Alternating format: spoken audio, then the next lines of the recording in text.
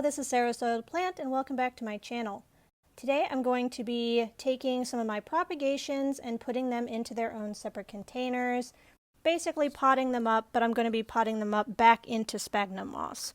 So this is my current prop box. I've got some cebu blue up in the right side where I have a ton of cuttings that I took that are on this right side. Then in the middle I have my Scindapsus pictus aureus. This one was growing a ton of new leaves and was definitely pushing on the top of the lid, so it's going to be super happy to be out of this box. On the left side, I have my Monstera standaleyana albo. This one is the reason why I put off putting these propagations into a separate container. These took forever to root, and it only just started to put off new leaves. But at this point, I definitely think it is time to separate them out. The other cebu blue and Scindapsus definitely need to be taken out of the box. Unfortunately, the standaleyana is going to have to come out of the box before it's probably ready.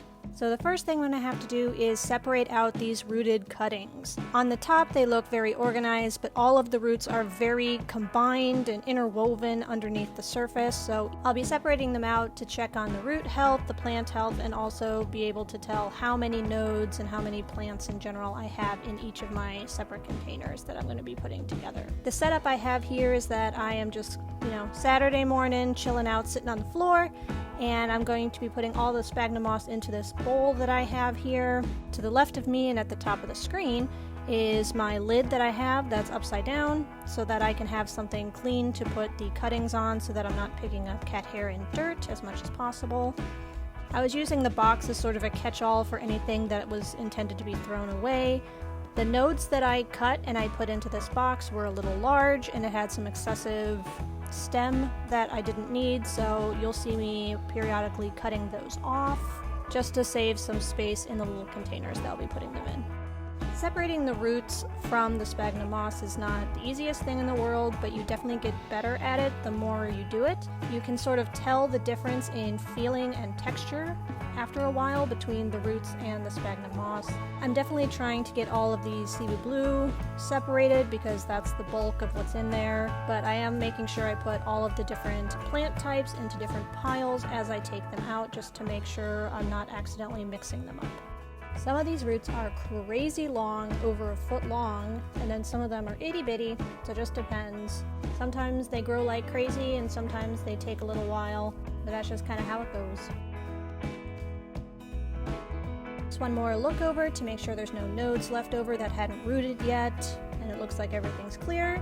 So I put all the sphagnum moss back into the original container, and I re-moisten it because it's a little on the dry side, and also I mixed in some of my leftovers from a different project that was completely dry. Now this is a new hack I'm trying. I saw somebody mention it on Facebook and thought it was a good idea to sort of try out, but what I'm doing is I'm taking used dryer sheets and I'm cutting them into pieces to basically block the drainage hole a little bit. So this is kind of my way of just sort of keeping everything inside the pot while also allowing as much drainage as possible. So I've cut this into little squares and then I've poked holes in the squares with my scissors. Be careful when you do this if you're going to try this because you can definitely miss and stab your fingers, so be very, very careful. I'm just poking a few extra holes to make sure that it fully drains every time it needs to.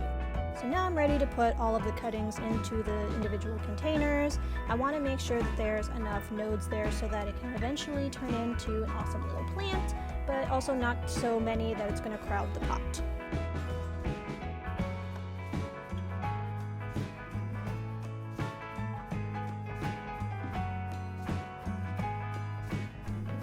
I'll repeat these steps for all of my plants. I'm going to start with my cebu blue pothos, and then I'm going to do the monstera, and then finally the Scindapsus at the end. I'll skip over a few of these just so that you don't have to watch me do every single one.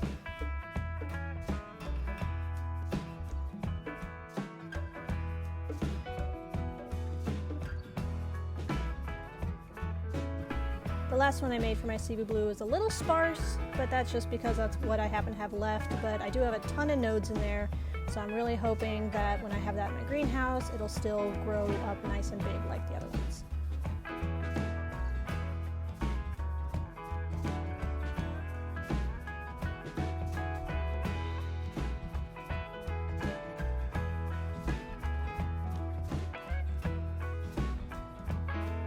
Just for a little curveball, I have my Philodendron verrucosum cutting that I've had in this container for a minute.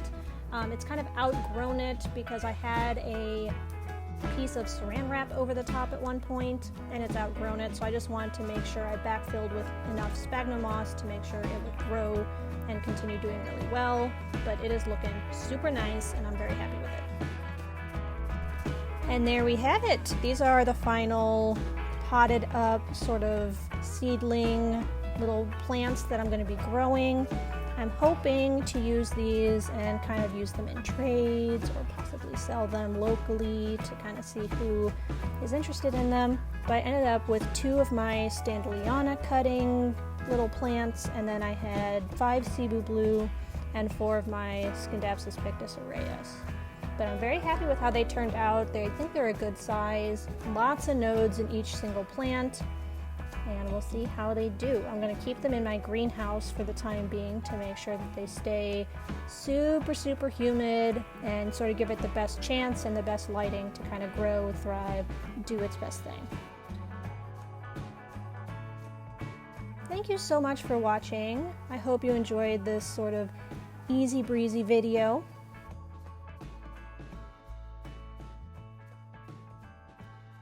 Thank you so much for watching my video, and I will catch you next time. Bye!